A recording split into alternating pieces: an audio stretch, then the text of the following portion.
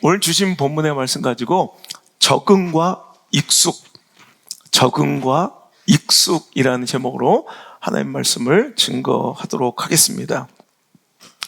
몇 달 전 제가 미국 집회 갔을 때 유타주의 연합성회를 인도했습니다. 유타주는 여러분 잘 아시겠지만 몰몬교가 유타주의 아예 성립, 유타주의 시작 자체가 몰몬 교도들이 이제 이주해 와서 시작된 곳이, 그래서 가장 중심 주도가 솔트레이크라는 시인데, 이 커다란 호수가 바다인 줄 알았던 거예요. 그래서 그들은 동쪽에서 계속 이제 자기들이 거주할 땅을 찾아오다가 솔트레이크 호수를 보고 그게 바다인 줄 알고, 야, 드디어 우리가 이 서부 태평양에 도달했다 생각해서 거기다 진을 치고 이제 머물기 시작한 것이 이제 그들의 이제 유타주의 시작이 된 곳입니다. 그래서 유타주의 연합성에 갔더니 그 지역에 정말 교회가 얼마나 힘들고 어려운지요. 그 유타주 전체 한인 교회가 10개밖에 없더라고요. 전 주민의 80% 이상이 몰몬 교도들이기 때문에 그 안에서 신앙을 지키고 목회하기는 참으로 어려운 지역이더라는 거예요. 자, 그래서 솔트레이크와 레이튼이라는 두 도시에서 연합성회를 이렇게 인도하는 과정에서 여러분 제가 느꼈던 바 그 은혜들을 여러분에게 전하려고 하는데요. 여러분 아시는 것 같이 제가 몇 년 동안 하루에, 오늘도 아침에 일어나서 운동을 하고 왔는데 하루에 1시간 안에 8km, 50분 안에 7km를 하루에 3번씩을 뜁니다, 저는. 그래서 무조건 7km, 8km 뛰는 게 문제가 아니라 그 시간 안에 딱 정해놓고 그걸 이제 매일 3시간씩 한단 말이에요. 그래서 3년 전하고는 몰라보게 제가 체력이 엄청 좋아지고 이제 어디서도 이런 뭐 달리는 거는 자신이 있어요. 그런데 거기서 안 그래도 막 뛰고 싶은데 우리 호텔이 이제 호수를 끼고 있는 굉장히 예쁜 그런 호텔이었는데 아침에 운동을 나갔더니 글쎄 내일 달리기 대회가 있다는 걸 알게 된 거예요. 그래서 저는 공식으로 신청은 안 했지만 잘 됐다 싶어서 이 미국 것들한테 내 달리기 실력을 보여줘야겠다. 그래서 아침에 일찍 출발선상에 나갔어요. 그때 애들이더라고, 애들. 이제 고등학생들, 그 지역에 있는 고등학생들이 다 모여가지고 이제 달리기 대회를 하는데, 그래서 제가 되게 이제 자신만만했거든요. 그래서 여기 땅 뛰었는데, 제가 그 어린애들, 여고생들한테 완전히 패배하게 되는데요. 실은 뭐 몇 킬로가 문제가 아니라 몇백 미터도 못 가서 내가 막 지치는 거예요. 숨이 헐떡거리고 도저히 뛸 수가 없어. 왜 이러지? 저는 이제 뛰는 내 패턴이 있기 때문에 어느 정도까지는 어떤 패턴으로 뛰어도 전혀 지치지 않는 저만의 루틴이 있는데 암만 달려도 속도는 나지 않고 막 숨이 가빠서 진짜 미치겠는 거예요. 그래서 막 헉헉거리면서 100m, 200m 뛰고 또 쉬고 200m 뛰고 또 쉬고 결국에는 완전히 따라가지도 못하는데 중도 포기를 했어요.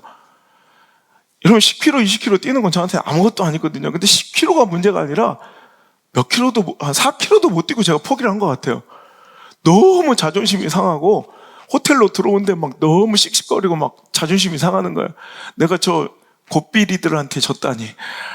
막 그 자존감이 너무너무. 근데 나중에 알게 된 사실인데요. 저는 뭐 전혀 모르고 왔는데 우리 목사님들한테 그 얘기를 했어요. 내가 오늘 달리기 대회 나갔다가 중도 포기하고 돌아왔다고 너무 열받아 죽겠다 했더니 목사님 원래 그렇습니다. 여기가 1300고지가 넘습니다. 그래. 알고 보니까 이 유타주 솔트레이크는 이미 해발고도가 1330m, 어마어마 1330m 고지에 있는 거야. 해발고도. 그러니까 너무 높은 지역에 있으니까 제가 숨이 차. 어쩐지 제 방, 호텔 방에 있는 과자 봉지가 다 빵빵하게 이렇게 부풀러 있더라고요. 그래서 그랬구나.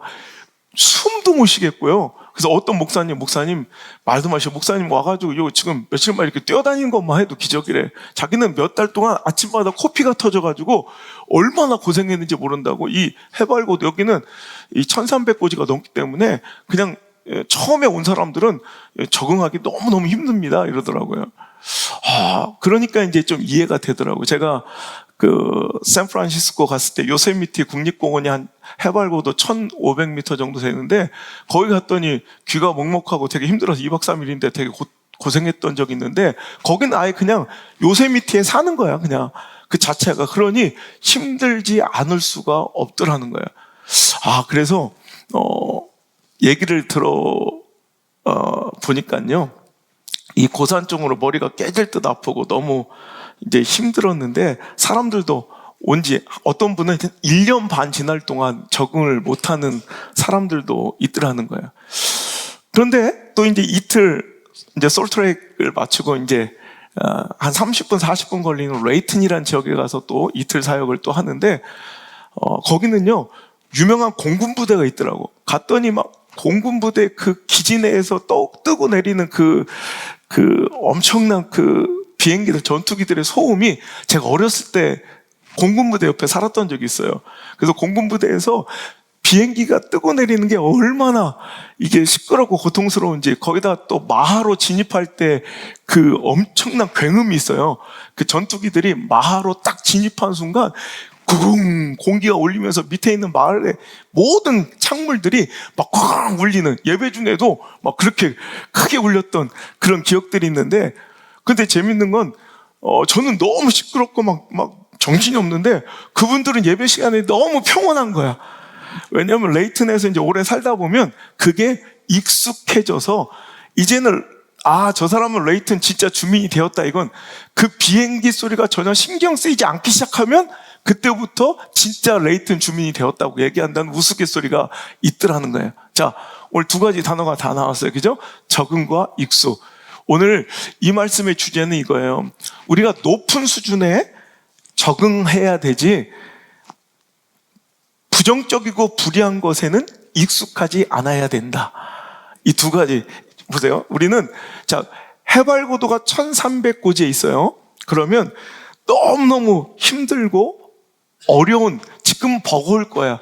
그런데 그것에 익숙해진 게 아니라 적응은 어떤 생명체가 주어진 환경과 처지에 막 몸부림치며 변화했다는 과정이 적응이래요. 근데 익숙은 두 가지 뜻이 있는데 서툴지 않고 능숙함이란 뜻도 있지만 또 하나 새롭지 않음이란 뜻이 있어요. 그러니까 오늘 저는 완벽하진 않지만 그냥 그때 제 인사이트, 제가 얻은 그 마음의 교훈을 좀 전하고 싶어요. 우리 인생에는 적응과 익숙이 있을 수 있다. 적응은 좀 능동적이고 내가 막 고통 중에 몸부림치고 훈련해야 이루어지는 어떤 높은 수준을 적응이라고 가정하고요. 익숙은 내가 별로 힘들이지 않아도, 노력하지 않아도 그냥 주변에 무뎌져 가는, 이것이 익숙이라고 친다면 우리 신앙의 과정은 몸부림이어야 돼요.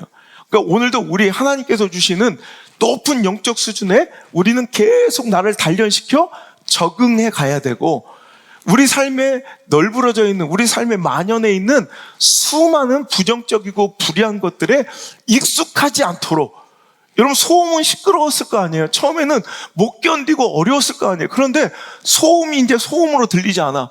이건 노력한 게 아니라 계속 부정적인 것도 받아들이고 수용하다 보면 이것이 어느 순간 이제 새롭지 않고 나한테 충돌과 저항이 되지 않은 채 이제 점점점 이제 익숙해진다는 거예요. 여러분, 그래서 오늘 적응은 단련됨이라 가정하고요, 익숙은 무뎌짐이라고 가정한다면 우리의 삶에는 계속 단련됨이 있어야지 무뎌짐이 있어서는 안 된다는 것입니다. 오늘 여러분, 높은 수준, 해발고도가 높을수록 우리는 힘겹고 숨 가빠요.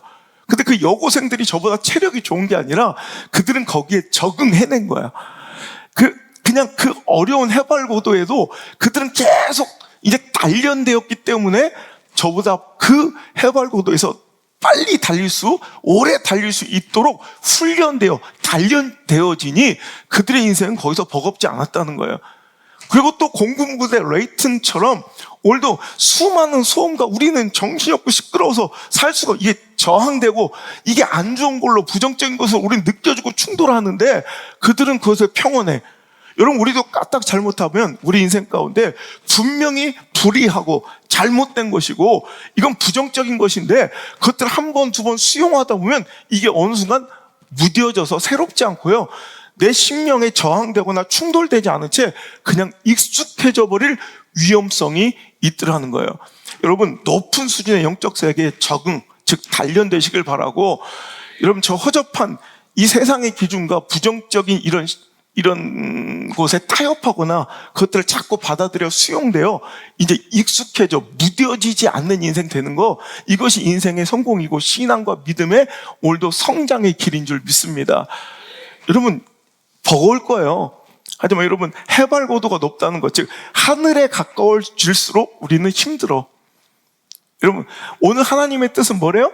내 뜻과 내 길은 너의 뜻과 너의 길보다, 너의 생각보다 나는 훨씬 더 높은 곳에 있다. 마치 하늘이 땅보다 높음처럼 하나님의 생각은 우리의 생각보다 하늘처럼 높은 곳에, 차원이 다르고 수준이 다른 곳에 계시다는 거예요. 그러니까 오늘도 우리가 하나님의 수준의 생각과 하나님 차원의 뜻으로 가까이 갈수록, 즉 우리가 하나님의 계획과 섭리 가까이 갈수록 우리는 버거울 수밖에 없어요. 그러니까 다 도망치고 싶고 다 내려놓고 싶을 때, 그때 여러분 적응해야 돼요. 계속 훈련하고 단련해서 거기서 더 큰 성장과 오늘도 영적 성숙을 맛보시는 저 여러분 되시길 바라고, 또 땅 밑으로 가다 보면 계속 수준 낮은 곳으로 가다 보면 그것이 처음엔 좀 부대끼고 불편하고 그것이 좀 아닌 것처럼 느껴지다가도 거기 그 만연함 속에 내가 계속 젖어 살다 보면 그것이 어느 순간 익숙해서 받아들여지고 그것이 전혀 내 마음에 거리끼거나 충돌되지도 않는 정말 무섭고 두려운 익숙함의 함정에 빠질 수 있을진데, 우린 여러분 인생 가운데 자꾸 단련되고 훈련되는 더 높은 영적 수준의 고지로 나아가고, 여러분 자꾸 그 허접한 수준에 익숙해지지 않도록, 여러분 무뎌지지 않도록 오늘도 계속 깨어 기도하며 오늘도 영적으로 살아있는 그런 교회 공동체와 여러분의 인생 되시기를 주 여러분 축원합니다. 우리 자녀의 교육도 마찬가지예요. 자녀가 잘 되는 건 자꾸 높은 수준의 이런 기준들을 자꾸 맛보고 자꾸 누리게 해주는 거예요. 여러분, 요즘에는 표대를 삼아 보고 나아갈 어른들이 없는 시대예요. 제가 지난주에 편지 2통을 받고 정말 펑펑 울었어요. 우리 교인, 우리 자녀들 중에 목사님 정말 제 곁에 이런 어른이 있어서 너무 감사하다고, 자기는 지금까지 한 번도 저 어른다운 어른을 본 적이 없대. 성실을 말하지만 항상 보면 성실한 어른들을 본 적이 없대. 뭔가 기준을, 원칙을 얘기하지만 그 기준과 원칙을 지켜가는, 생명을 걸고 목숨 걸고 지켜가는 어른을 별로 만난 적이 없었대. 목사님이 자기 인생에 모델이 되어주고 표대가 되어줘 너무 감사하는 그 편지 속에 그 어린이들이 뭐라고 썼냐면, 이 길을 지켜내고 묵묵히 오늘까지 걸어오시느라 얼마나 힘드셨을까요? 얼마나 외로우셨을까요? 이 얘기를 하더라고요. 제가 얼마나 감동이 되고 위로가 되고 눈물이 나는지 몰라요. 여러분, 오늘 내 자녀들에게 저는 더 높은 이상과 가치관과 정말 높은 영적 수준의 세계를 보여주고 싶은 거예요. 그것이 우리 세대는, 아니 여러분 부모 세대는 좀 버겁고 정말 생경해서 도망치고 싶을지라도 자꾸 내 자녀들에게는 높은 수준의 그런 인생 가운데 노출시켜 그것이 여러분 성숙하게 단련되는 인생 되어서 여러분이 허접하게 넘어지는 그 정도 수준에는 거뜬히 뛰어넘을 수 있는 영적 용사들로 만들어내는 게 저의 꿈이에요. 또한 여러분, 허접한 수준, 이제는 이것이 만연해서 이것이 죄인데도 잘못된 거인데도 그냥 통용되고 용납되는 이 시대 가운데 아닌 건 좀 아니라고 얘기해 줄 수 있는 그런 어른으로서 이 자리에 남고 싶어요. 어떤 친구들이 그러대. 우리 옛날에 자기 신앙생활 할 때는 교회 나와서 앉아만 있어도 칭찬을 받았대. 그냥 딴 생각하고 졸고 앉아 있어도 예배 시간에 와서 앉아 있으면 사람들이 칭찬해 줬대. 근데 우리 교회 와서 깜짝 놀랐대.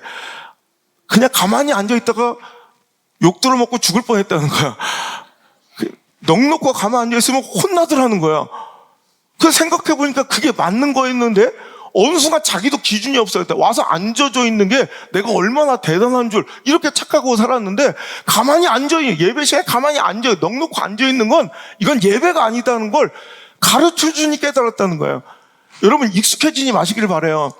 여러분 하나님 말씀에 옳은 것은, 그 기준에 옳은 것은 예는 예고요, 아닌 것은 아니라고 여러분 분명하게 선언할 수 있는 저와 여러분의 인생 될 수 있길 바랍니다. 아닌데도 무뎌져서 기라고 생각하고 착각하고 살아간다면 그 인생은 실패밖에 남을 것이 없다는 거예요. 여러분 제가요 요즘에 느끼는 건데, 여러분 그런 사람들이 있어요. 문에 보면 미새우, 당기새우가 있어요. 여러분 그거 잘 지켜요? 미새우한테 꼭 당겨보고, 당기새우 있는데 미는 것들이 꼭 있어요. 의도적으로. 그것도 잘못, 아주 일부러 그런 애들. 어떤 분은 영어로 뭐 풀이나 푸시를 몰라서 그렇게 한 사람이 있어요. 그건 어쩔 수 없는데, 여러분 의도적인 사람들이 있어요. 꼭 미새우 있으면 한번 당겨봐. 그럼 분명히 당기새우인데 꼭 밀어봐. 그럼 열리긴 하거든.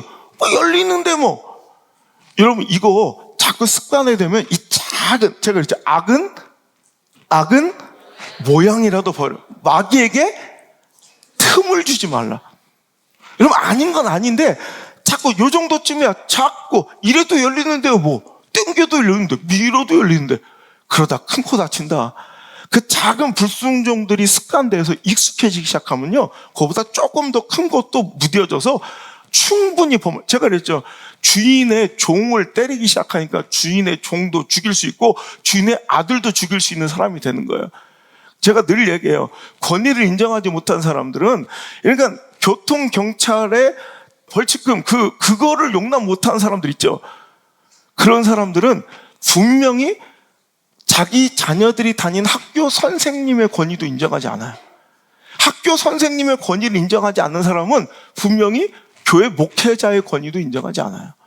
여러분 아무것도 아닌 것 같지만 작은 것들이 모여져서, 그럼 밀려면 밀면 되고 땡기려면 땡기면 되지, 그걸 자꾸 밀는데 땡겨보고 땡기는데 밀어.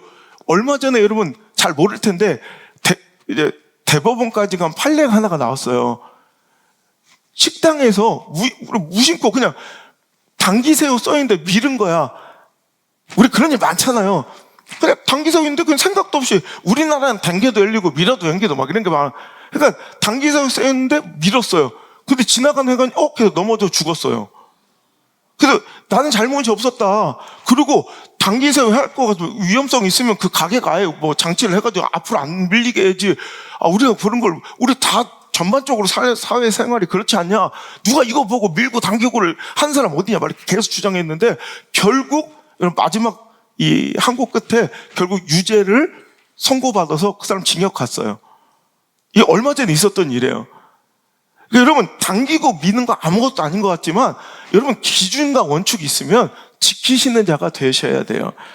이런 것들이 자꾸 익숙해지다 보면 여러분 이제 무뎌지기 시작하고, 그 무뎌진 신앙의 양심은 그 나머지 더 안 좋고 내가 지금은 상상도 못할 그 짓을 내가 할 수 있는 가능성을 열어둔 것이고, 아니 그 짓을 하고 있는 나를 발견하게 될 거예요. 오늘 여러분 더 높은 수준, 이건 좀 이따 두 번째 챕터로 얘기할 거고, 오늘 여기서 꼭 익숙해지지 않아야 돼요. 여러분 지금 미국에 막 마약이 막 범람했잖아요. 그러니까 아이들 미국에 유학 보내지 못하는 가장 큰 이유가 뭐 재정적인 것도 있지만, 두 번째는 그 사회에 그 만연한 그 죄의 유혹으로부터 저 아이들이 그것을 이겨낼 수 있을까에 대한 두려움이 있어서 그래요. 그래서 제가 우리 아이들 지금 휴스턴 팀도 유학을 보낼 때 우리 교회는 굉장히 큰 베네핏이 있는 게, 이렇게 안전한 장치 가운데 또 이렇게 견제되어주고, 담임 목사가 1년에 두세 번씩 들어가서 확인해 줄 수 있고 점검해 줄 수 있고, 또 휴스턴에서 한번 먼지거리를 해봐라, 나한테 안 들어오나. 휴스턴 어느 골목에서 해도 다 나한테 들어와요, 연락이. 그러니까 이렇게 견제장치가 있는 곳, 그러니까 이 안전한 곳에서 여러분 유학할 수 있다는 거, 이거는 돈으로 살 수 없는 축복이야. 여러분 오늘 보는데 이 미국에는 이제 점점 이제 마약이라는 것들이 이제 너무너무 이제 판을 쳐서, 저번에 보여드렸죠. 필라델피아 같은 곳에는 이제 경찰이 보는 앞에서 마약을 이렇게 막고 있어도 이제 그거 타치도 안 해요. 거기는 이미 경찰의 손을 떠난 곳이 돼버렸어요. 여러분, 점점점 만연하던 이 시대 가운데 이제는 너무너무 많아지니까 대마초가 어떻게 됐어요? 익숙해진 거야. 대마초 정도는 우린 이번에 우리 주은이가 대마를 했어요. 뭐 이러면 쌩 난리가 날걸? 교회가 떠들썩, 아니, 이 남창이 떠들썩 할걸? 야, 중학생이 대마를 했대. 근데 미국은요, 대마초 정도는 그냥 용납하는 분위기예요. 이제 합법화가 돼. 왜? 이제 계속 익숙해지니까, 아이고, 필로폰 하는 게 어디요? 그러면서 대마 정도는 이제 익숙하게 받아들이는 문화가 됐어요. 이제 합법화가 된 주도 많아요. 80년대부터 90년대까지 마약이 물밀도, 남미의 이 마약이 멕시코를 통해서 막 들어올 때, 걷잡을 수 없이 마약이 확산될 때, 로널드 레이건의 부인이었던 낸시 여사가 캠페인을 벌였어요. Just say no. 그냥 진짜 단호하게 아니라고 얘기하세요. 싫다고 말하세요. 자꾸 이제 그걸 허용하고 용납하고 상황 처지에 그냥 받아들이지 말고, 친구 때문에 자꾸 나도 맛보지 말고 just say no. 아닌 건 아니라고 말하세요라는 이 캠페인. 여러분, 오늘도 우리 삶에서 이 just say no 이 운동이 확산돼야 돼요. 아닌 건 아니라고. 상황 들어보면 그럴 수도 있고, 처지 들어보면 그럴 수도 있고, 형편 들어보면 그럴 수도 있지만, 그래도 아닌 건 아니에요. 근데 이제 이렇게 아닌 걸 아니라고 분명하게 선 그어주고, 책망하고, 꾸짖어주고, 이게 저주가 아니라고 그랬죠. 너 이렇게 되길 바래가 아니라, 저주가 아니라 뭐예요? 예언이라고 해요. 저주가 아니라 합리적인 예측이라고요. 무엇을 근거로? 하나님의 말씀과 변개치 않는 푸른 마르고 꽃은 시려도 절대로 내가 아는 한 우리 하나님의 말씀은 변한 적이 없거든요. 그 말씀을 근거와 기준으로 이렇게 살아가면 이런 미래가 올 수밖에 없어요. 이렇게 살아가면 당신의 자녀들은 이런 인생을 맞이할 수밖에 없어요라고 예상해주고 예측해주고 예언해주는 것이지, 난 네가 그렇게 살았으면 좋겠어라고 저주하는 게 결단코 아니라는 거예요. 오늘 여러분, 분명한 하나님의 말씀을 기준으로 예면 예, 아니면 아니요, 당기라면 당기고 밀라면 밀 수 있는, 자꾸 이 작은 부정적인 것들이 용납되다 보면 수용되고, 오늘도 타협되고 익숙해져 만연하게 되는 내 인생, 여러분 거절하시고, 오늘도 여러분 높은 수준의 익숙함을 버리고 무뎌짐을 버리고, 자꾸 내가 힘들고 버거워도 하나님 가까이로, 해발고지 높은 곳으로, 하나님 뜻에 가까운 곳으로 가서, 지금은 버겁고 토가 나오고 코피 터질 거예요. 왜? 그런 삶을 안 해봤으니까. 그래도 점점 더 하나님 뜻 가까이로 나아갈 수 있는 멋진 성장과 단련, 그 적응하는 멋진 인생들이 되시길 주의 이름으로 축복합니다. 그래서 두 번째 우리의 주제는 신앙의 전지훈련, 영적인 특수훈련이 필요하다. 여러분, 신앙과 은혜에도 단계가 있다는 것을 하나님께서 에스겔 선지자를 통해서 환상을 통해 보여주십니다. 성전 동편에서 물이 흘러 넘치는데, 어떤 물은 발목까지만 잠겨 까짝까짝, 내 임의대로 분명히 물은 물이야. 분명히 시냇가는 시냇가야. 그런데 찰랑찰랑거리는 그 정도의 은혜와 그 정도의 신앙은 내 마음대로 임의대로 마음껏 돌아다닐 수 있는 신앙. 그래서 조금 더 깊어지면 어떻게 돼요? 무릎까지 잠기는, 좀 버겁긴 해도 그래도 내 뜻대로 언제든지 돌아설 수 있는 신앙. 허리까지 잠기는, 정말 너무너무 힘들어도 그래도 아직은 내 임의로 뭔가 할 수 있다는, 도전할 수 있는 신앙. 근데 이제는 완전히 잠겨, 내 힘으로는 어쩔 수 없이 나를 완전히 압도적으로 잠가버리는 그런 은혜가 있다는 거죠. 그런 영적 세계가 있다는 거죠. 여러분, 발목에 있는 것이 찰랑거리는 때서 내 마음대로 상황과 처지와 형편과 감정과 관계와 확률과 가능성과 통계와 분석과 그래프와 내 사상과 이념과 내 꼬라지와, 진짜 내 마음대로 돌아다닐 수 있는 그런 신앙이 있다니까요. 이게 편해요. 자유롭고. 근데 여기서는 여러분 절대 성숙과 성장은 일어나지 않아요. 압도적으로 날 덮어버려서 내 뜻이 꺾여지고 내 상황도 무시당하고 내 처지와 형편도 완전히 박살나고 내 감정과 관계 따위도 완전히 휘둘리지 않고 완전히 휘저어놓는, 완전히 나를 파괴하는 수준의 창조적 파괴, 거룩한 파괴가 일어나는 그 거칠고 버거운 현장이 있다고요. 여러분, 그것을 의도적으로 일부러 찾아가는 사람들이 있어요. 어떤 사람들이 그럴까요? 여러분, 특수훈련, 전지훈련, 그 지옥과 같은 훈련을 오히려 기꺼이 맞이하는 사람들이 있어요. 여러분, 높은 수준의 목표를 갖고 있는 사람들이 일부러 거기를 찾아가요. 여러분, 걸어가기도 했는데 모래주머니를 찾는 사람들이 있어요. 여러분, 그냥 있어도 땀이 벌벌 났는데 땀복을 막 껴입는 사람들이 있어요. 왜? 높은 수준의 목표가 있는 사람들이 그래요. 여러분, 오늘도 이게 영적인 전지훈련과 신앙의 특수훈련, 정말 지옥같이 느껴지는, 하지만 지옥이 아니라 오히려 나에게 영광과 천국을 선물하는 멋진 여러분 수준의, 여러분 힘겨운 버거운 현장들이 있다고요. 그게 바로 오늘 나를 성숙시키는, 나를 그 하나님의 뜻에 적응시키는 훈련소라는 거예요. 우리는 자꾸 여기에 내 삶을 여러분 갖다 놓고 거기서 오히려 단단해지고 거기서 단련되고 정금같이 빚어지는 그 삶을 꿈꿀 수 있는 그런 멋진 목표와 인생의 가치관을 갖고 있는 인생들이 되어야 할 줄 믿습니다. 여러분, 제가 너무 힘드네요. 내가 유타주에서 솔트레이크에서 내가 체력에 있는 자신이 있었는데 와 진짜 버겁네. 그래서 내년에 5월 달에 다시 연합성에 재차 가요. 지금 더 힘겹게 저는 완전히 오리털 파카를 껴입고요. 마스크를 2개를 쓰고 지금 훈련을 해요. 그것들 꼼짝마. 자존심이 너무 상해서, 그러니까 어떻게 해발고도를 만들 수 없잖아. 그래서 마스크를 쓰고 일부러 그 호흡을 막 거칠고 힘든데도 적응해서 내가 이번에 가면 내가 절대로 그렇게 무모하게 탈락하지 않으려고 다시 한번 이번에 보란듯이 뛰려고 지금 훈련하고 있어요. 그래서 5월 달에 제가 앵콜 집회 또 가드리기로 해서 지금 일정을 다 정했는데, 여러분 이거예요. 여러분, 어떤 사람은 힘겨워서 안 돼요. 다시는 거기 안 가. 이런 사람도 있지만, 여러분 어떤 사람들은 더 높은 수준의 인생을 살아보기 위해서 여러분 씩 웃으며 도전하고, 오히려 누가 시킨 것도 아니잖아. 누가 보지도 않아요. 누가 체크하지 않아. 그런데 저는 항상 매일같이 2-3시간을 그렇게 뛰는 거예요. 땀을 막 흠뻑 흘려가지고 저 어떤 데는 서 있을 힘조차 없어. 그래도 여러분 누가 시키는 것도 아닌데 저는 그게 좋은 거야. 단련되고 적응돼서 더 높은 수준의 삶을 한번 살아보고 싶은 거야. 여러분 그런 사람들은 그것을 기꺼이 즐거워하며 맞이하게 된다는 거예요.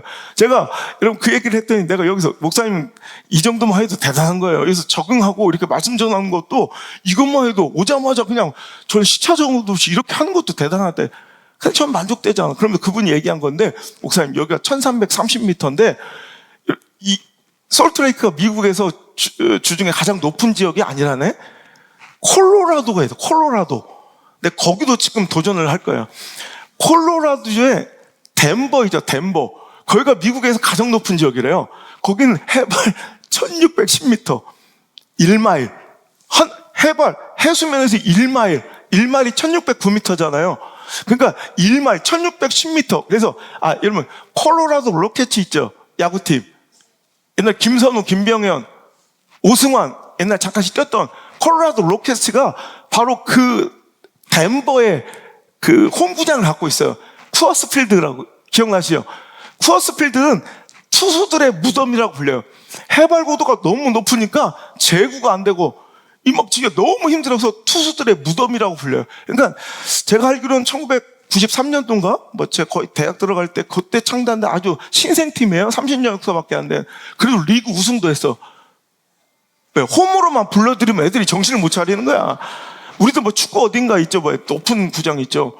거기만 가면 남미에 어디 해발 고도 높은 데 있어요. 그리고 가면 애들이 거의 실신 직전이 된다고. 그렇잖아요. 여러분 해발 고도. 그래서 글쎄 미국 육상 대표팀 있잖아요. 미국 육상 대표팀의 훈련장이 덴버에 있대. 그러니까 해발 1610m에서 거기서 훈련을 시키는 거야. 내려오잖아? 날아다녀. 아무것도 아니야. 그러니까 오늘 여러분 나를 미워해서 거의 딱 쑤셔 바꿔놓고 넌 힘들고 고생 좀 해봐. 여러분 나를 힘들게 하려고 연맥이려는 게 아니라 그들을 어떻게 시키는 거예요? 성장시키고 단련시키려는, 거기에 적응이 되면 이제는 밑으로 내려오면 오히려 막 날아다니는 것 같이 아무것도 아닌, 옛날엔 힘겹고 버거웠던 이 일상의 문제들 따위는 훌쩍훌쩍 떼어놓을 수 있는 영적 강자가 되어서, 용사가 되어서 내려와 금메달을 따고 트로피를 딸 수 있는 멋진 인생이 되기 때문에, 그 훈련을 자처하고 감독은 그들을 끌어다가 그 지옥과 같은 가만히 서 있기도 힘든 그곳에 띵뛰기를 시키고 달리기를 시켜 육상 선수를 거기서 훈련시켜 버린다는 거예요. 여러분, 제가 지난주에 강원도에서 집회했어요. 강원도하고 서울에서 일주일 동안 있는데, 여러분, 제가 그 사진을 찍어 영하 21도까지 봤어요. 영하 21도 그곳에서 우리 진 목사랑 있는데, 와, 가서 숨을 내쉬면 콧속이 얼어요. 너무 춥더라고. 진짜 너무 추웠어. 근데 집사람한테 전화하니까, 여보, 여기 너무 추워. 그래. 내려왔더니 여기는 봄날이야. 영하 5도?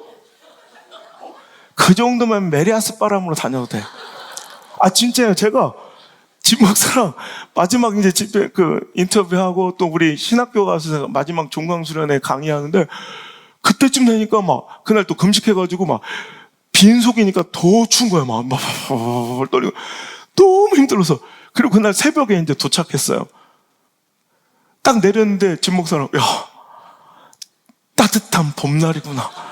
그 다음날 제가 어떻게 운동하는데 반바지만 입고 상의를 다 우통 까고 운동을 하고 있는데, 땀을 뻘뻘 막 운동하는데 진 목사 오래, 예, 목사님 괜찮으세요? 야, 하나도 안 춥다. 여러분, 여기가 안 추웠겠어요? 영하 5도인데. 근데 안 추운 게 아니라 더 높은 수준의 힘겨운 전지훈련을, 특수훈련을, 지옥훈련을 받고 내려오면, 여러분들이 추워 죽으려는 이 정도 수준은 저한테는 문제가 되지, 시련이 되지, 타협의 요소가 되지 않더라는 거예요. 그래서 여러분, 때로는요, 좀 높은 수준의 덴버 같은, 또 강원도 같은, 우리 세훈이가 어저께 전화 왔대. 요즘에 군인들 내가 다 받긴 좀 버겁더라. 현진아, 미안하다. 어저께 내가 너무 힘들었더라. 못 받았다. 우리 세훈이 거만 받아줬는데, 해필 이 추운데 강원도 철원에 있어요. 그 계전 하나 안 받으면 내가 인간이 아니대. 그래서 걔는 받았는데, 여러분, 그런 곳에 한번 있다 보면, 여러분, 이런 데가 춥겠습니까? 제가 생각해 봤어요. 제가 처음으로 여기 내려왔을 때 20년 전, 내가 아직도 기억나요.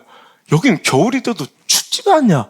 근데 그래서 계속 여기는 겨울옷이 필요 없는 동네구나 그랬어요. 그래서 제가 갖고 있던 좋은 겨울 옷들 있죠. 무스탕이나 뭐 옛날에 뭐 제가 유학 끝나고 와서 일본에서 영국에서 샀던 좋은 옷들이 있어요. 그리고 다 친구들한테 나눠줬어요. 여기는 안 추워. 내 애들한테 이런 게 필요가 없는 곳이야. 내가 있는 곳은, 남창은 젖과 꿀이 흐르는 땅이란다. 그래서 다 나눠줬어요. 그리고 거기서 한 20년 살다 보니까 여기도 겁나 추워. 어느 순간 익숙해진 거예요. 요 정도 낮은 수준에 익숙해져서 요것도 추운 삶이 되더라고. 근데 이제 그럴 때 가끔씩 어디로 가야 돼? 강원도를 보내버려야 돼. 그래서 여러분, 훈련, 이제 적응을 시켜놓고 내려오면, 이 정도는 아무것도 아니었구나. 저와 같이 반바지 입고 우통 까고 뛰는 성도들이 또 생길 수 있다는 거죠. 여러분, 안세영 선수라고 기억나세요? 이번 항저우 아시안 게임에서 배드민턴 금메달 땄던 선수 있잖아요. 안세영 선수가, 나는 와, 너무 대단하대. 그 마지막 결승전에 자기 최대 라이벌 난적 그 중국 선수를 만났을 때 이미 안세영 선수는 이 무릎 부상으로 쩔뚝거리며 입장을 했어요. 경기나 마지막까지 뛸 수 있을까 싶은데, 진짜 그 안세영 선수의 주특기인 수비하는 거, 이거 분명히 이건 받을 수 없는 위치에 이미 떨어진 것 같은데, 그걸 다 받아내는 그 부상 투혼에 막 우리 성도들, 아니, 성도가 아니지. 우리 성도들은 관심도 없었지만, 우리 성도 빼고 온 국민은 감격하고 막 눈물을 흘렸다니까. 또 외부에서 오신 분들이 있으니까, 우리 성도들은, 매일같이 그냥, 마라나타, 주님 어서 오시옵소서. 성경만 읽는 분들이에요. 거의 여긴 수도원이라고 보시면 돼요. 이분 세상을 등지고 살아가는 분들이니까, 그렇게 이해 좀 해주시면 돼요. 근데 그 힘든 부상 중에도 야, 이건 끝났어 싶은데 또 받아내. 몸을 날려서. 근데 궁금한 거, 아니 저 정상 컨디션도 아니고 되게 무거운 저 부상의 저 몸으로 어떻게 저거를 받아낼 수 있을까? 몸을 날릴 수 저렇게 또 뛸 수 있을까? 제가 그 선수의 훈련 영상을 보면서 이해가 됐어요. 안세영 선수의 특수 훈련장이 있어요. 여러분 보신 분 있어요 혹시? 우리 배드민턴 코트가 있잖아요. 근데 배드민턴 똑같은 규격의 코트에 한쪽 면만 씨름판처럼 모래로 채워놓은 배드민턴 코트가 있더라고요. 이 안세영 선수의 특수 훈련장이야. 그 친구는 이런 평평한 이런 곳에서 운동하는 게 아니라 모래사장에서 딱 규격은 똑같은데 모래판에서 계속 연습을 하는 거예요. 모래판에서. 그러니까 이미 이제 맨바닥에 오면 날아다닌대 자기는. 여러분 이거예요. 오늘도 때로는 하나님께서 우리 인생을 굳이 모래사장 같은 거친 곳으로, 콜로라도의 덴버 같은 너무 숨가쁜 곳으로, 강원도 같은 너무 춥고 서러운 곳으로 이끄실 때가 있더라는 거예요. 그것은 나를 미워하고 버렸다는 하나님의 증거가 아니라 오히려 당신을 더 수준 높고 오히려 당신을 더 기대하는 하나님의 바람이고 뜻인 줄 아시길 바라요. 그 좁쌀 같은 인생, 피레미 같은 인생, 찌질한 쪼다 같은 인생을 제발 탈출하라고 하나님께서 허락하신 그 작고 좁아터진 그 인생의 영역을 이것이 내 한계라고 인식하며 익숙해져 버리고 있는 당신의 삶을 깨트려 버리고 그 영적 수준을 박살내 버리기 위하여 이젠 비교도 안 될 만큼 최고의 높은 수준의 여러분 버거운 순종을, 여러분 전지훈련을, 특수훈련을, 지옥훈련을 시키시는 그 하나님의 뜻을 여러분 이해하시고 여러분 감사할 수 있는 저와 여러분 되시길 간절히 바랍니다.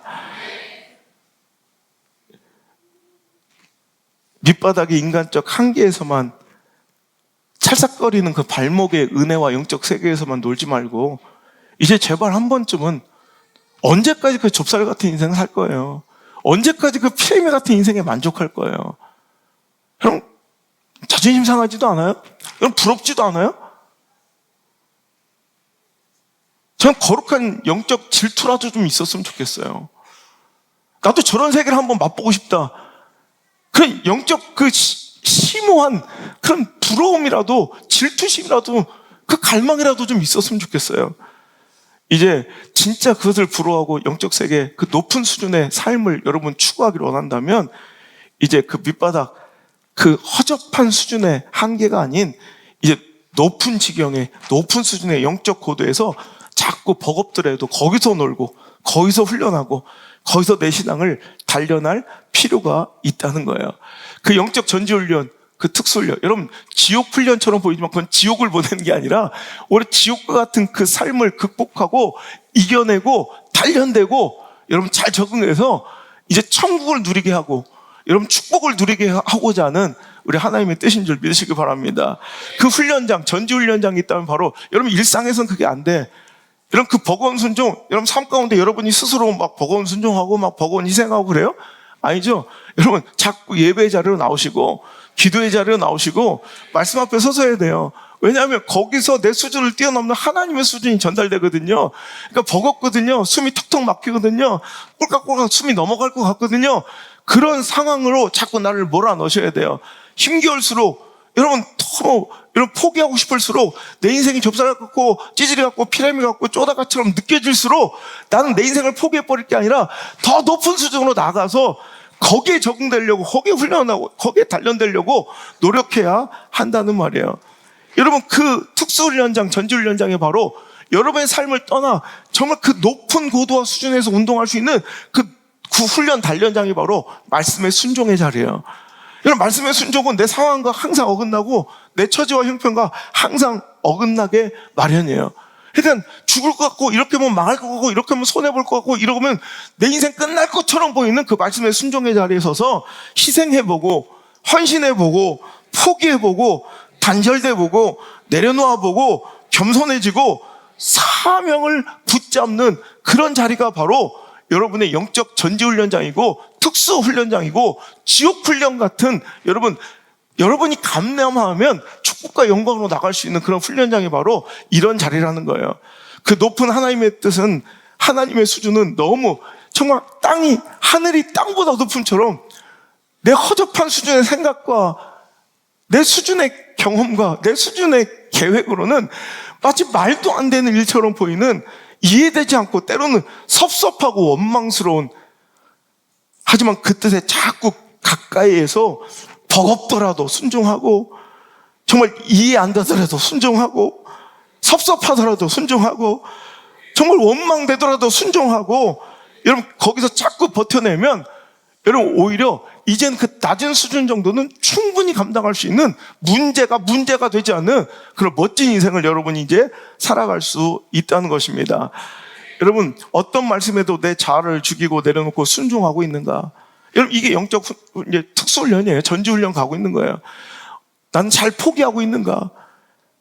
정말 어려운 헌신과 희생, 버거운 헌신과 희생을 나는 드리고 있는가?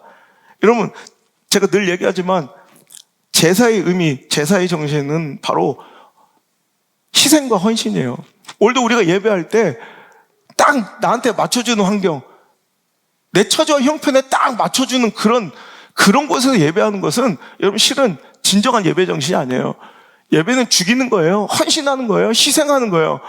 맞닥지 않은 상황, 처지, 형편에서도 내 감정에서도 그것을 내려놓고 오늘도 기꺼이 하나님 앞에 나올 수 있는 것, 이것이 예배 정신이고 헌금의 정신이에요. 그래서 제가 늘 얘기하죠. 헌금은 여러분 깔짝깔짝 아무런 내 삶에 충격도 되지 않고 어떤 내 감정상 전혀 두려움도 없고 벅참도 없는 그 정도의 헌신은 실은 헌신이 아니에요. 어느 정도 드리면 충격이 있는가? 어느 정도 들으면 좀 부담스러운가? 저는 항상 이걸 기준으로 해요. 여러분, 저한테 돈 10만 원이 충격이 되겠어요? 그럼 이거는 액수의 문제가 아니야. 하나님께 우리에게 부어주신 축복이에요. 그 분량이라 가난하잖아 부자나 똑같이 여러분 그 기준으로 봐야 돼. 누가 얼마 드렸으면 대단한 게 아니라 1,000만 원을 드려도 꾸짖어야 될 사람이 있고, 여러분 1,000원을 드려도 감격하고 눈물 흘린 두 랩돈의 예물이 있는 거예요. 우리 여러분 충격적이고 부담스럽고 버거운, 여러분 예배도 그렇게 드려야 되고 좀 버겁게 오늘 드렸는데 내일 또 뭐 해야 돼? 그리고 금요 갈망 또 오래. 그리고 주일날 또 드리고 그 다음날 또 드린대. 지겨운 거야. 이런 거 별로 영적 전지훈련이. 어찌 보면 저도 요즘에 정신이 없어요. 제가 10월 달부터 설교를 동시에 한 20편 가까이를 동시에 준비를 하는 거예요. 막 정신이 없어요, 막. 근데 그러면서도 책을 써야 되죠. 또 방송 몇 개를 찍었어요. 그리고 또 강의해야 되죠. 거기다 또 다른 그런 잡지사에 내가 원고 넘겨줘야 되죠. 진짜 어떨 때는 막 밀려있는 제 작업 때문에 영적 작업 막 눈물이 퐁퐁퐁 나요. 요즘에 거의 새벽 3시까지 맨날 공부하고 막 그래. 그래도 버거워. 그런데 이것들을 자꾸 감당하다 보면 어느 순간, 그러니까 목사님들이 그래요. 아니, 어떻게 이러면서 집회하고, 이러면서 목회하고, 어떻게 이러면서 학교, 우리 또 졸업식에다가 또 학교 애들 챙겨야 되죠. 학교도 가만히 있는 게 아니라 막 별스러운 일이 다 터져요. 돌아버리겠어요, 아주. 그러면서도 여러분, 또 강의 나가죠. 방송하죠. 또 신간 내야 되죠. 진짜 어떨 때 이건 말도 안 돼요, 이건 말도 안 돼, 진짜 내가 봐도. 그러니까 어제 해발고도 1610m나 마찬가지야. 근데 그걸 감당해내잖아요. 그럼 뭔가 희열이 느껴지고, 그때부터 웬만한 건 목회는 뭐 이제 힘들지도 않아, 이제. 여러분 자꾸 이렇게 높은 수준에 자꾸 나를 막 단련시키고 버겁게 일해보고, 부담스럽게 헌신해보고, 버겁게 여러분 사역해보고, 부담스럽게 여러분 일해보시길 바라요. 맨날 까짝까짝 내가 할 수 있는 만큼만 예배하고, 할 수 있는 만큼만 사역하고, 하다 못해서 그만둘래요. 이런 허접한 인생 그만 사시고, 이 쪼사 같은 피레미 같은 인생, 이 좁쌀 같은 인생 그만 사시고, 버겁게 오세요, 버겁게. 여러분, 얼마나 하나님 역사에 버겁게 일해봤어요. 당연히 자기 새끼들 뭐 잘 키우고, 뭐 공부시키고, 결혼시키고, 여기는 버거울 정도로 해. 집 사고, 땅 사고, 차 사고 할 때는 그거 되겠어 싶을 정도로 버거운 것도 잘만 해. 하나님 일과 하나님 역사 앞에서는 맨날 수준 낮은 수준에, 정말 저 처참한 낮은 수준에 까짝까짝 인생을 살아가고 있으니, 여러분 성장이 없다는 거예요. 여러분 위대한 인생을 부러워할 것이 아니라, 오늘도 내가 영적 전지훈련을 끌고 가는 하나님 역사에 순종하고 순응해서 한번 하나님 말씀의 현장, 말씀의 순종의 자리, 그 헌신, 포기, 희생, 내려놓음, 여러분 사명, 여러분 단절, 상실, 여러분 이런 것들을 버겁게 한번 감당해 보라는 거예요. 그럴 때 여러분 높은 수준에, 이제는 마치 해발보다 1300m, 1600m 뛰었던 사람들이 그냥 일반적인 육상 트랙에서는 막 날아다닐 것처럼 살아가는 것처럼, 여러분의 일생은 승리만 있을 줄 믿습니다. 여러분의 삶과 일상은 너무 가볍게, 여러분 모든 신앙의 문제가 되지 않고 살아가는 그런 멋진 축복이 있게 될 줄 믿습니다. 위대하고 예상치도 못한 축복의 인생들을 성경에서 찾아보면, 여러분 그 놀라운 반전들은요, 그런 혹독한 하나님의 영적 훈련과 테스트에서 여러분 시작되고 비롯되더라는 거예요. 이삭을 바치라는 하나님의 명령에 아들 이삭을 번제로 바치려 했던 아브라함, 그 모리아산 그 현장에 믿음의 조상과 복의 근원의 통로가 활짝 열린 줄 믿으시기 바랍니다. 아브라함이 아무리 성실하게 노력하고 아무리 계획적으로 자기 삶을 경영하며 여러분 축복을 축적하고 모았어도, 지금 아브라함의 자손 만대가 오늘까지 누리고 있는 그 은혜와 축복은 절대 받아 누릴 수 없어요. 하지만 여러분 이해되지 않고 납득되지 않는, 여러분 이게 이해되는 하나님의 모습이에요? 인신제사를 그렇게 싫어하는 하나님이 그 아들, 소중한 아들, 그것도 내가 약속으로 주신 그 아들, 100살에 얻은 그 아들을 바치라는 게 이해가 됩니까? 상식에 맞습니까? 우리가 알던 하나님의 그 섭리와 여러분 맞습니까? 그러니까 우리는 그러면 이건 하나님의 뜻이 아니야. 하나님 어떻게 나한테 그럴 수 있어요? 어떤 주의종이 만약에 하나님이 이삭 바치랍니다. 그럼 당신의 뜻이야. 하나님, 내가 아는 하나님 그런 하나님 아니야? 우리는 모리아산 근처도 안 갔을 거예요. 하지만 여러분 오늘도 이삭을 바친 아브라함의 이 말도 안 되는, 이건 영적 진짜 높은 고지야. 이거 막 숨이 턱턱 막혔을 거야. 여러분 이런 자리를 생각해 보세요.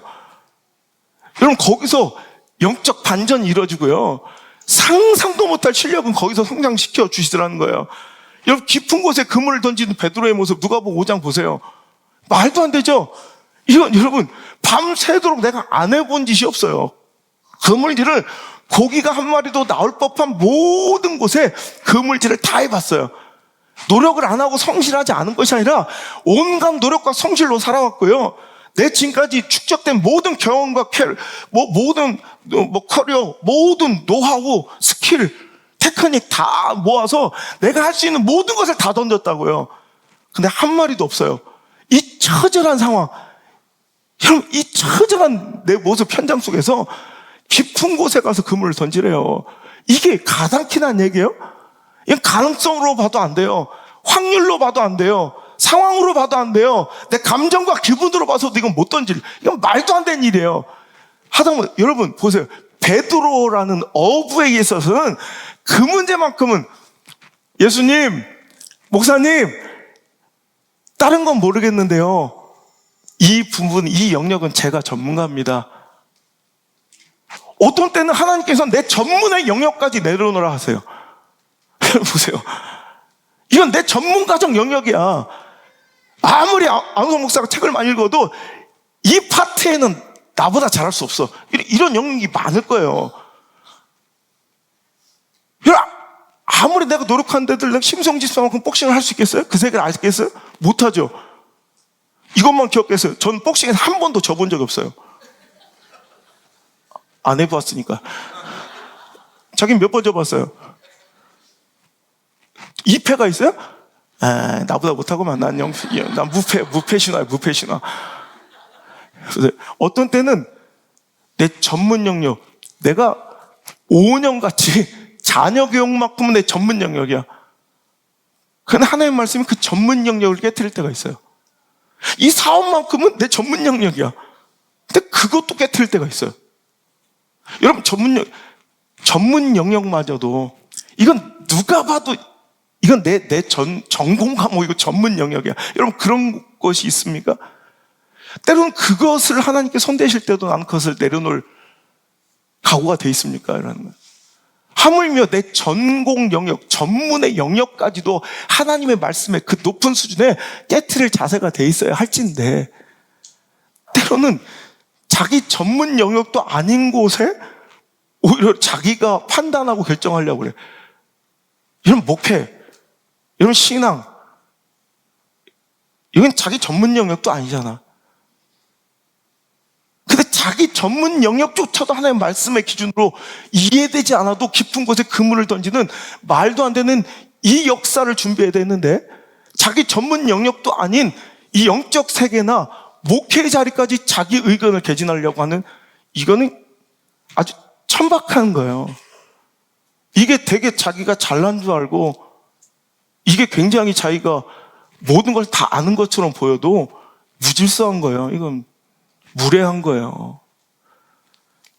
오늘 자기 전문 영역과 세계까지도 오늘도 온전하게 주님 앞에 겸손하게 부복하고 엎드려 순종한 자에게 그 스스로는 기대할 수 없는 훈련, 스스로 아무리 노력해도 갈 수 없는 그 축복의 세계가 열린 줄 믿습니다.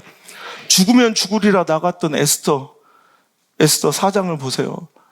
지금 여러분 처지와 상황을 보면 그 형편을 전혀 고려하지 않은 아주 매정한 하나님의 명령에 그는 그래요, 죽으면 죽으리이다 하고 순종할 때 그 여인으로 인하여 민족을 살리는, 여러분 하나님 민족의 역사를 여러분 다시 쓰는 그런 멋진, 여러분 그 기폭자가 되고 여러분 변곡점이 되는 그 위대한 인생이 거기서 탄생한 거예요.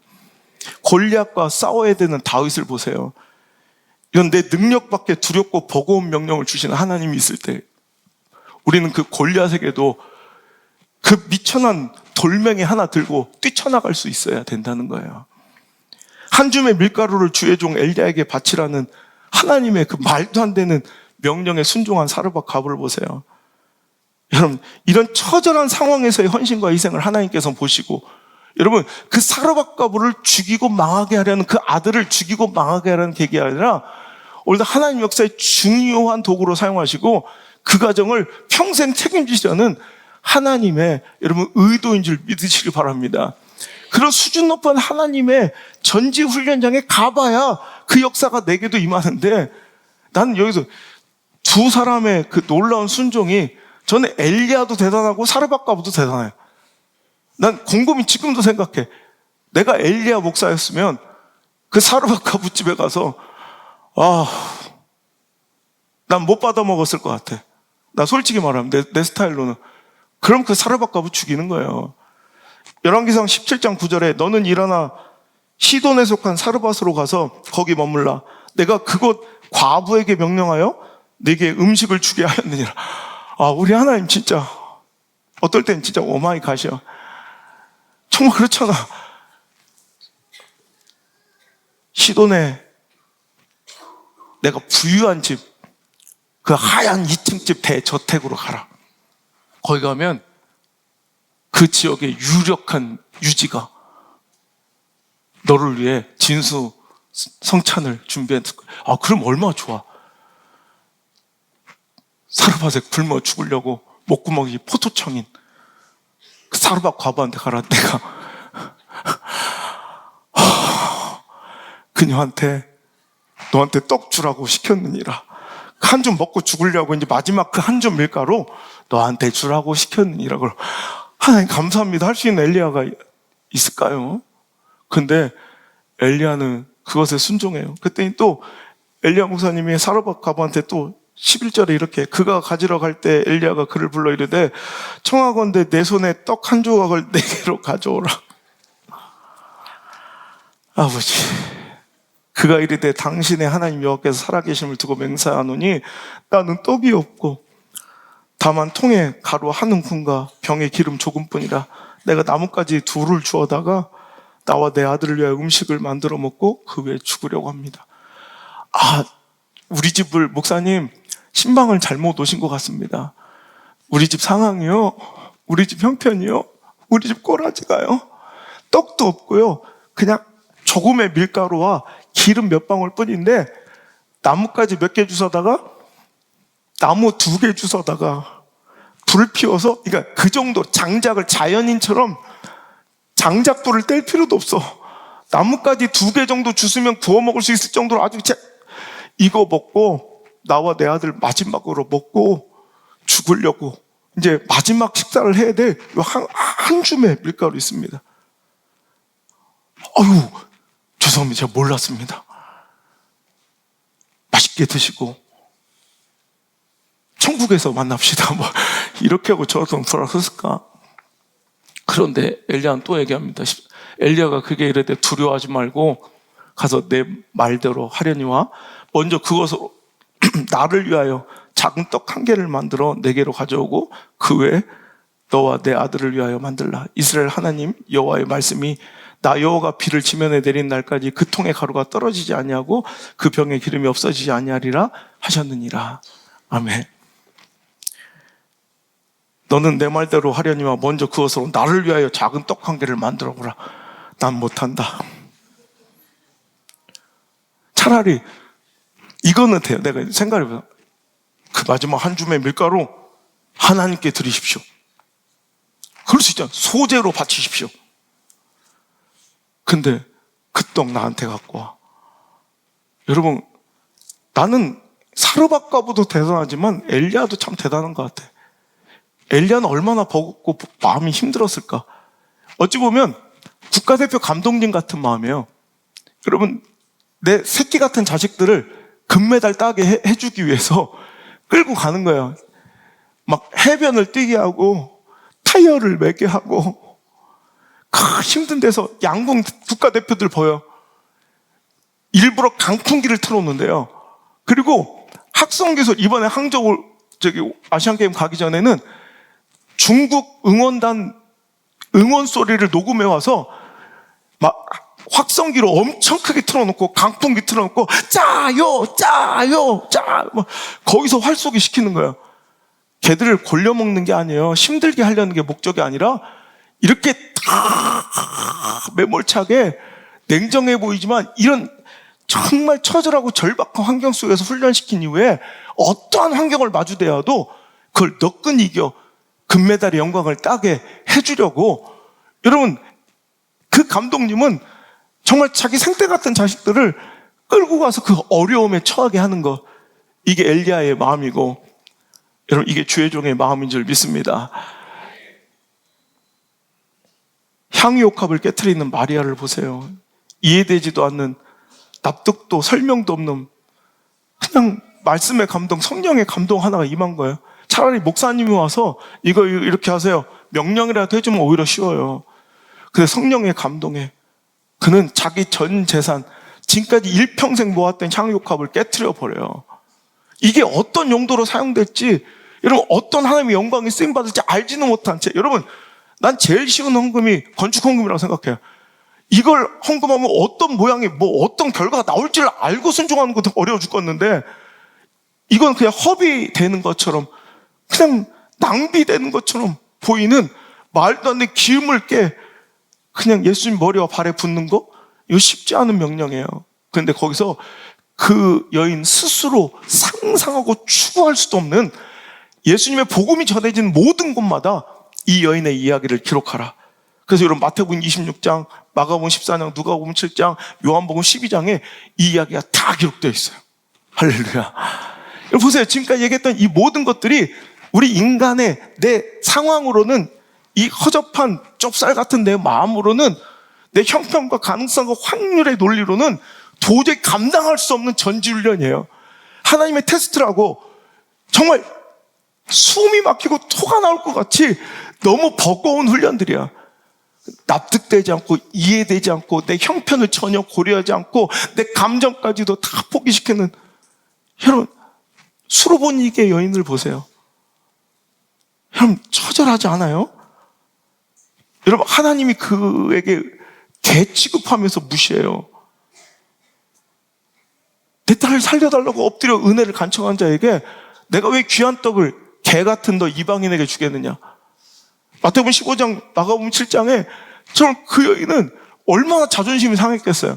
여러분 같으면, 여러분 이것도 영적 전지훈련이야. 여러분 이렇게 자존심이 뭉개지고 감정적으로 틀어질 때 우리 대부분 그 밑바닥으로 가요. 깔짝깔짝. 근데 여러분 어떻게 반응해요? 주여 옳습니다.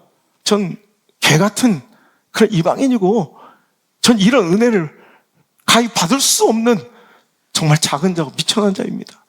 하지만 아시죠? 개들도 그 주인상에서 어린아이들이 떨어뜨린 그 부스러기라도 주워먹지 않습니까? 그 부스러기 조각난 은혜라도 좋으니 그거라도 만족하고 그거라도 감사하오니 그 은혜라도 달라고. 여러분 이게 바로 영적 전지훈련이에요. 이게 특수훈련이에요.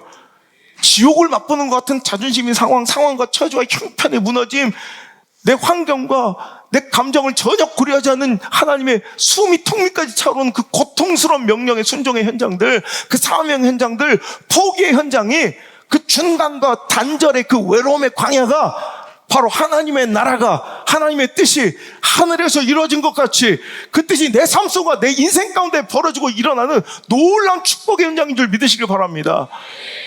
그곳을 탈출하고 그것을 여러분 받아들이지 못하면 놀란 하나님의 계획과 영적 세계를 우리는 맛볼 수가 없다는 거예요. 너무 처절하십니까? 이건 해도 너무하다 싶습니까? 빡세다고 불평합니까? 나에게만 너무하다 싶습니까? 여러분 오히려 감사하시길 바랍니다. 하나님이 당신을 향한 그것이 그 빡셈과 너무하다 싶을 정도로 처절한 그 영적 세계는, 훈련은 하나님의 당신을 향한 기대의 크기인 줄 믿습니다. 하나님의 당신에게 주시는 축복의 그릇의 사이즈인 줄 믿으시길 바랍니다. 조기 축구는 동네 운동장에서 연습해도 충분해요. 그죠? 일주일에 한 번씩, 한 달에 한 번씩 모여도 돼요. 나왔다 안 나왔다 해도 돼요. 하면 축구를 업으로 하고 선수 생활을 이라도 해야 저 어디 국내라도 전지훈련이라도 떠나요.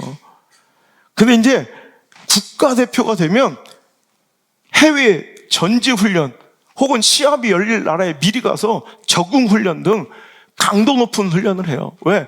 목표가 달라지니까. 그들의 수준과 차원과 클래스가 다르니까. 여러분 히딩크 감독님 밑에서 여러분 4강 신화를 맛봤던 우리 대표팀 막 2002년 레전드들 지금도 얘기해요. 그때 그 체력 훈련이 지금도 막 학을 떼고 막 몸을 떨 정도로 힘들었대. 그 대단한 국가대표들도 막 토를 하고 그 시간 되면 진짜 도망치고 싶었다는 거예요. 이 정도면 충분하다고 생각했는데 우린 체력만큼은 자신 있다고 생각했대요. 우린 테크닉이 부족한 거지, 스킬이 부족한 거지. 우린 체력은 우리 한국인의 투지와 체력 이거는 뭐 최고라고 생각했는데 히딩크 감독 오더니 너희들은 체력이 문제야 그러대. 체력을 끌어올리는 그 엄청난 뭐 베어백 코치인가 막 데려오고 막 우리 처음으로 그 각 분야의 파트별로 그 전문 훈련사들 데려와서 여러분 진짜 토가 나올 정도로 막 도망치고 싶을 정도로 막 훈련을 시켰다는 거예요. 거기서 체력이 극대화되자 여러분 90분 풀타임을 막 전방위적으로 멀티플레이어로 막 뛸 수 있는 그런 엄청난 에너지가 뿜어져 나오더라는 거죠. 여러분 그거예요. 큰 시합에 더 큰 영광의 자리에 나가야 될 선수는 특별훈련, 지옥훈련, 전지훈련을 감당시키는 법이에요. 어린이집 동네 체육대 개주를 모여서 훈련하지는 않잖아요. 오늘도 내 삶이 그냥 편안하게 주어지는 인생이라면, 신앙이라면 여러분 그것을 오히려 두려워해야 돼요. 여러분 편안하게 자꾸 익숙해지는 삶이라면 이거 두려워해야 돼요. 하나님의 기대가 여기까지인가? 내 인생에 대한, 내 삶에 대한 기대가 이것밖에 안 된다면 여러분 너무 아쉽잖아요. 오히려 그 처지 환경 상황 속에서도 매몰차게 여러분 냉정하게 나를 다루신 하나님과 주의 종에게 그 말씀에 우리는 감격하고 감사해야 돼요. 하나님께서 나를 이렇게 기대하고 나를 더 큰 영광의 자리로 이끌시겠구나. 하나님 절대로 여러분에게 그냥 뭐라고 하죠? 굴린다거나 뺑이친다고 그러나 이런 허무한 개고생을 시키시는 분이 아님을 저와 여러분은 분명히 믿습니다. 하나님 반드시 뜻이 있다면 이해되지 않고, 그러니까 저 사람이 하나님 얼마만큼 쓸 것인가 보면 하나님께서 그에게 내리시는 명령들을 보면 알아요. 납득도 안 되는 명령을 그냥 느닷없이 내려요. 이거 형편에 상황에 맞지 않는 헌신과 사명을 그냥 맡겨요. 그러면서 기대하는 거예요. 아, 하나님이 저 사람을 쓰시려고 하는구나. 근데 점점점 그 기대에 충족지 않고 자꾸 이제 적응이 아닌 익숙의 자리로 내려가는 자들에게는 이제 하나님이 기대를 거두세요. 그럼 그렇게 거기서 살아. 그 익숙한 곳에서 살아. 그 좁쌀에서 살아. 그 피레미로 살아. 억울하잖아. 난 못 참을 것 같아. 난 우리 가정과 내 자녀들이 그렇게 하시면 난 못 참을 것 같아. 한 번만 더 믿어주시고 저 전지훈련 데려가 주세요. 예비 엔트리라도 좋으니 저 그 특수훈련 참가시켜 주세요. 누가 하나 나고자 나오면 그 자리에 저를 캐스팅해 주세요. 나 같으면 그렇게 매달릴 것 같아. 여러분, 의대를 구구단으로 뽑진 않잖아요. 여러분, 의사를 뽑는데 39, 27 합격. 거기서 내 뇌를 내려놓고 뇌 수술을 맡길 거예요? 아니잖아요. 여러분, 어렵고 중대한 일일수록 더 힘들고 더 버겁고 더 어려운 과정을 거치며 테스트를 감당해내야 되는 거예요. 하물며 육적인 생명을 다루는 의사도 우리가 당연히 인정하는데, 여러분 영적인 자리에 여러분 하나님께 세우실 때 그렇게 여러분 손쉽게 그렇게 까짝까짝 거리면서 여러분 그 좁쌀 같은 마음과 쪼다 같은 찌질이 같은 그 영성 가지고 그대로 시키시겠냐고. 단련돼야죠. 거룩하게 성숙하고 성장해야죠. 그 높은 수준의 정말 천지 차이가 나는 하나님의 정말 토가 나올 것 같은 하나님의 뜻에 자꾸 적응해야죠.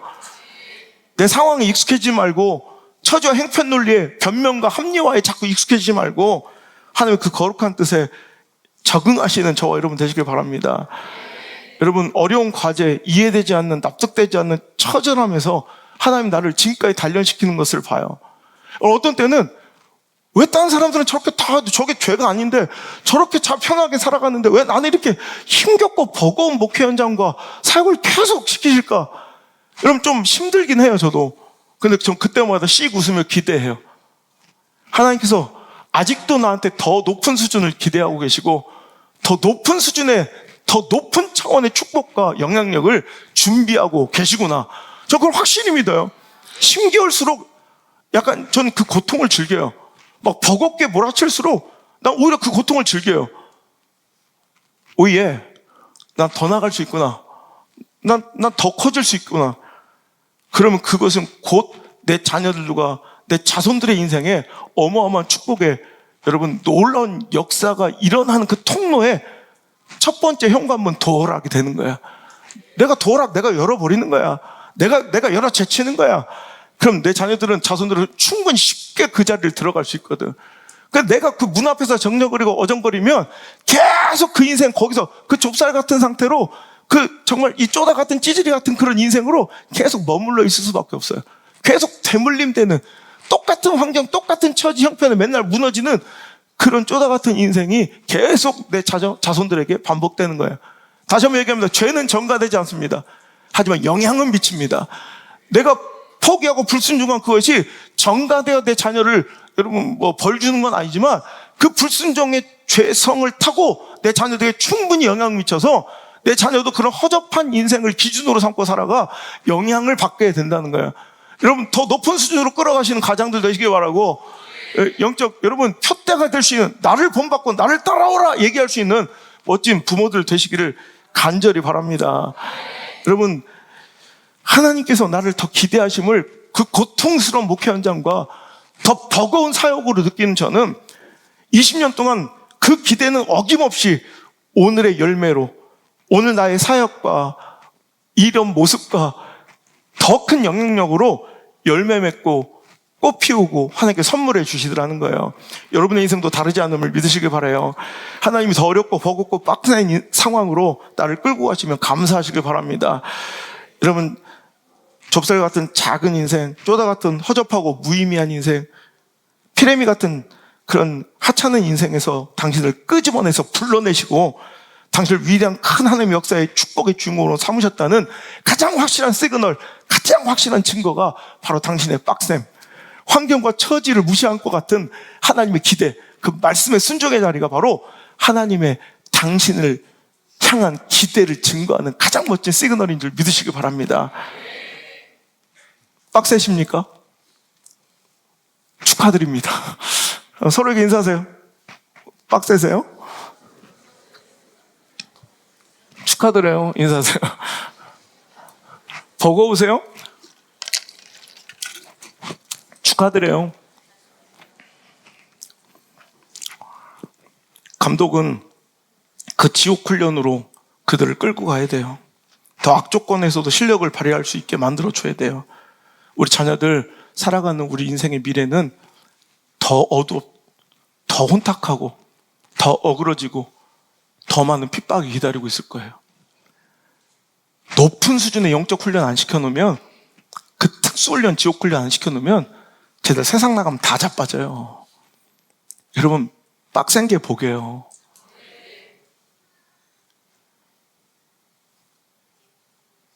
여러분, 그 책망과 그 높은 수준의 기준에서 아이들 훈련시켜주는 거, 이거 복의 모습임을 기억하세요.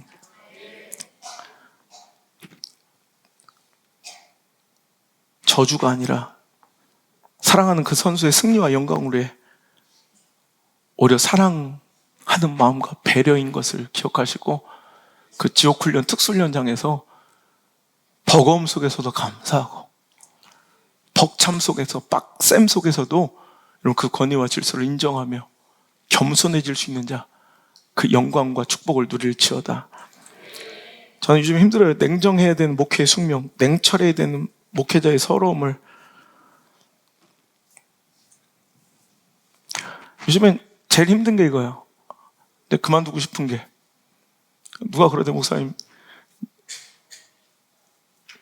이제 뭔가 달라지셨다고. 전 좀 버거워요. 요즘에 제 성격과 성향과는 전혀 다른 이런 일을 해 나가야 되는 것이 너무너무 지쳐요. 그런 가운데 힘들게 그들을 하나님의 뜻으로 이끌고 있는데 무책임하게, 무질서하게 옆에서 껴들어 착한 척하지 마세요. 무질서하고 무례하게 굴지 마세요. 러닝머신을 뛰어야 되는데 바디프렌드 안마의자 앉으라고 권하지 마세요. 광야를 걸어가야 될 때 꽃길을 걸으라고 초대하지 말라는 거예요. 그 영혼 다 죽이는 거야. 당신이 책임질 거야?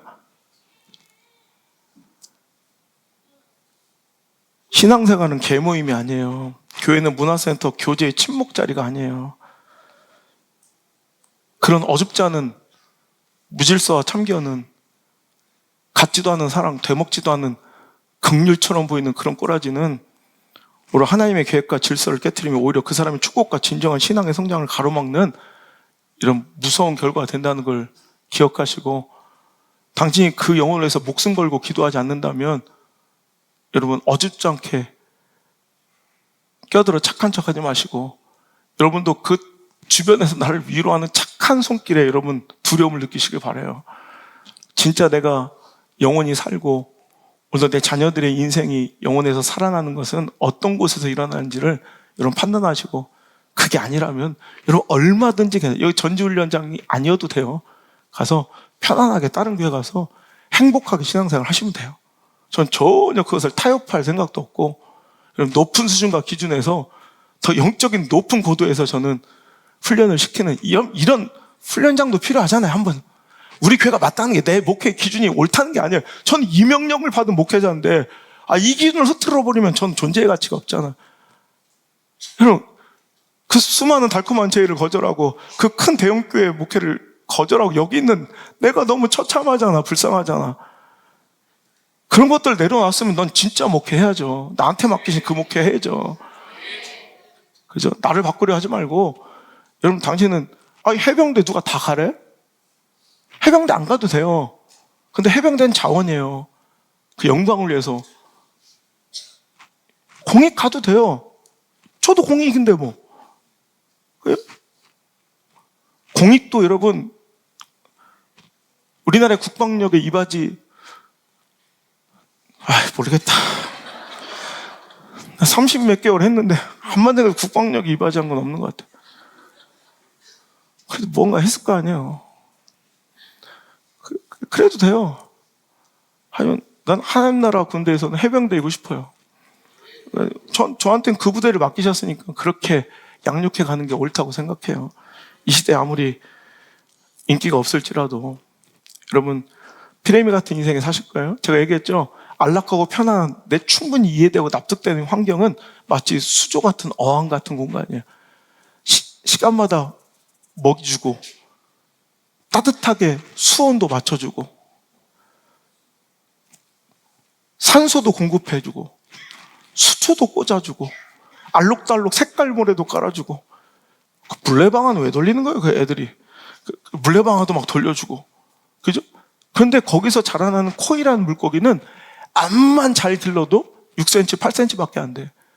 근데 천적이 도사리는, 그죠? 아무런 무방비로 거짓 환경에 내동댕이 친 이 마당에 그 연못에서 큰 버려진 것 같고 거칠어진 인생 같은데 그 코이 물고기는 무려 25cm까지 자라고. 더 많은 천적과 더 큰 위험이 도사리고 있는 저수지나 큰 호수에서 자란 코이라는 물고기는 여러분 80cm에서 120cm까지 자라날 수 있어요. 여러분, 피레미가 좋아요?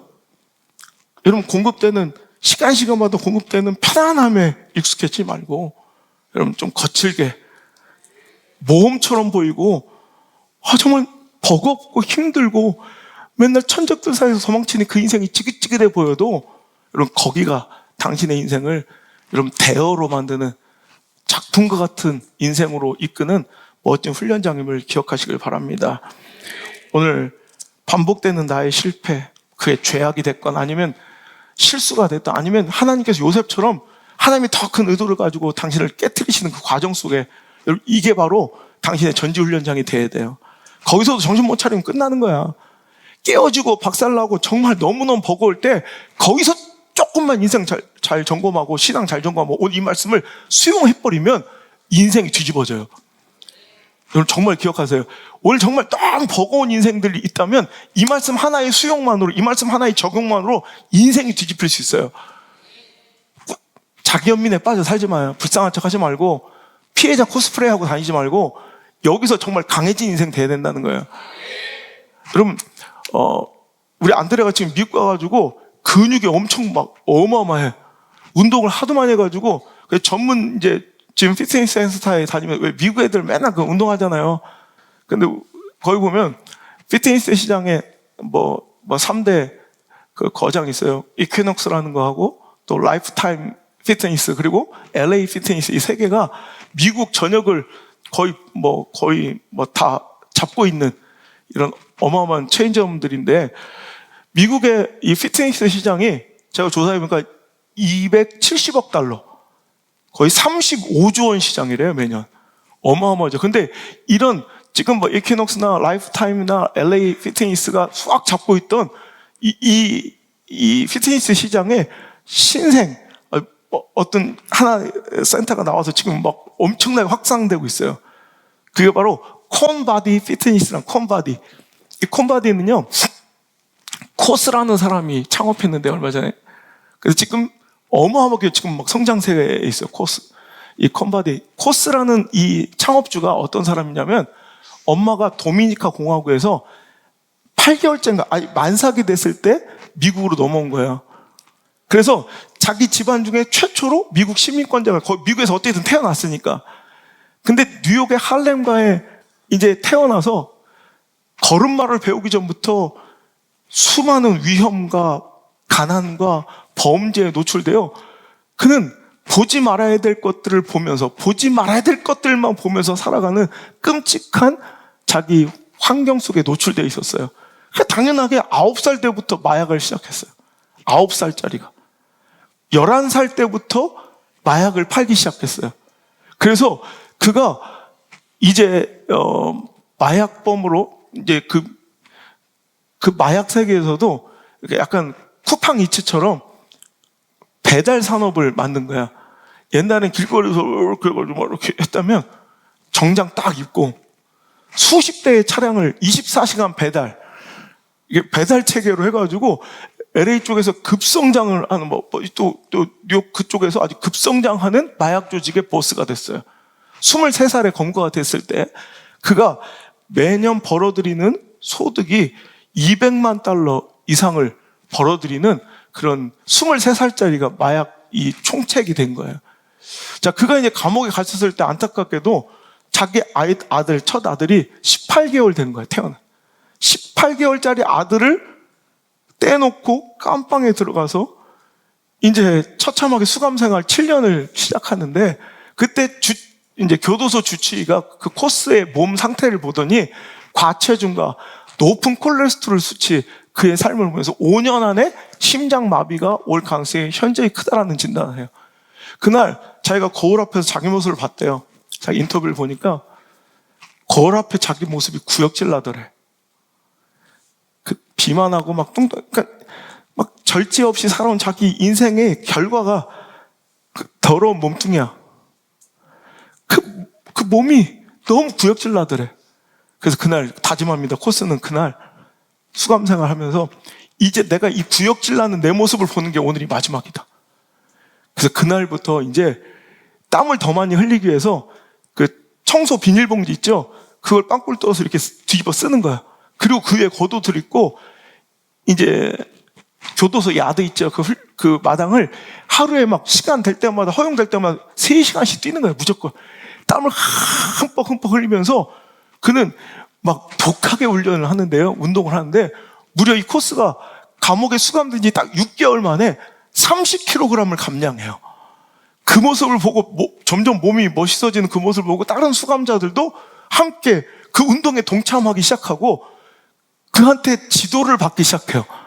노하우를 알려달라고. 그래서 그 사람들에게 자기가 그랬던 것처럼 극기와 엄청난 이제 정도의 강도의 자제력을 막 훈련시키고 그리고 자기가 지금까지 쌓아왔던 그 모든 노하우들을 다 집약해서 그 재소자들을 이제 훈련시키고 다이어트를 시키는 거예요. 그래서 많은 사람들이 변화가 됐대요. 그리고 출소했는데 가는 곳마다 이력서 내는 곳마다 다 거절당한 그가 갈 곳이 없어서 받아주는 곳이 없어서 취업을 못해서 그렇다면 내가 창업을 해보자. 그래서 시작한 것이 피트니스 센터야. 자기가 잘하는 게 그거밖에 없더래. 살 빼고 운동하는 거. 그래서 감옥에서 얻었던 모든 경험과 노하우를 총동원해서 그래서 거기는요, 그 컨바디는 슬로건이 뭐냐면 콘바디에 오신 것을 환영합니다. 그럼 슬로건이 옥살이를 하자 이래. 그래서 거기는 모든 게 다 감옥 형태야. 그 들어갈 때 막 그냥 널널한 마음으로 들어오면 안 돼. 철장을 열고 교도소에 들어가요. 그러면 카운터얼지나 야드라고 불리는 훈련장에서 훈련장도 뭐 별거 없어요. 다른 피트니스처럼 막 어마어마한 기구들을 막 천국에 계단 갖다 놓고 막 이런 게 아니라 뭐 기구들도 없어 거의. 벽에 철조망이 있어요. 철조망이. 완전 깜빵처럼 가둬놓고 그냥 막 지옥 훈련 시키는 거야. 그리고 바로 나가면 그 앞에 머그샷을 찍는 이렇게 알죠? 범죄인들 이렇게 찍는 데 있죠? 그 벼룩박이 있어요. 거기 가서 자기가 사진을 찍는 거예요. 자기가 훈련하는 모습, 운동하는 모습과 변화되는 과정을 그게 이제 입소문을 타면서요. 지금 어마어마하게 지금 성장을 해서 지금 뉴욕의 유료 회원만 무려 25,000명. 거기는 회원이라고 안 불러요. 거기는 수감자라고 불러요. 유료 수감자가 25,000명이나 돼요. 그래서 수감자들이 들어가면 그냥 깜빵에 갇힌 것처럼 아주 혹독한 마음 정신부터. 그래서 거기는 아예 프론트 데스크부터 모든 그 훈련하는 그 트레이너들도 다 전과자들이야. 감옥에서 얼마 전에 출소한 애들이 딱 와서 안 할 수가 없어. 목마른 사슴이 시내를 찾듯이. 그러면 그래서 애들이 엄청나게 변화가 돼요. 그리고 전 세계 22개국에 이제 비디오를 찍어서 학습 훈련 그 레슨을 공유하면서 그걸로도 엄청난 돈을 벌고, 지금 3대 산맥이었던 이퀴넉스나 라이프타임이나 LA 피트니스를 이제 넘보는 그런 엄청난 그런 이런 사업자가 되었다는 거예요. 여러분, 우리도 그래요. 오늘도 내 처지와 상황만 자꾸 들여다보면 난 이럴 수밖에 없었다고 자꾸 자기 연민에 빠지는 사람이 있어요. 제가 얼마 전에 한 가정을 좀 불러 혹독하게 혼을 냈어요. 불쌍한 척 하지 마라. 자기 연민에 빠지지 마라. 넌 누구의 맨날 동정만 사고 불쌍히 여김을 받는 게 그리 좋으냐? 난 네가 더 당당했으면 좋겠다. 너의 가정이 더 당당하고 오히려 누구에게 은혜를 베풀고 긍휼을 나눠줄 수 있는 사람이 됐으면 좋겠다. 맨날 자기 연민에만 빠져가지고 맨날 자기는 피해자인 양 불쌍한 척하고 살지 말고 이제 당당해서 누군가를 도와줄 수 있는 그런 자리에 있으면 어떻겠냐. 엄청난 충격을 받았대요. 지금까지 모든 자기 주변 사람들 자기 사랑한다고 위로해 주는데 급급했대요. 그래. 그래.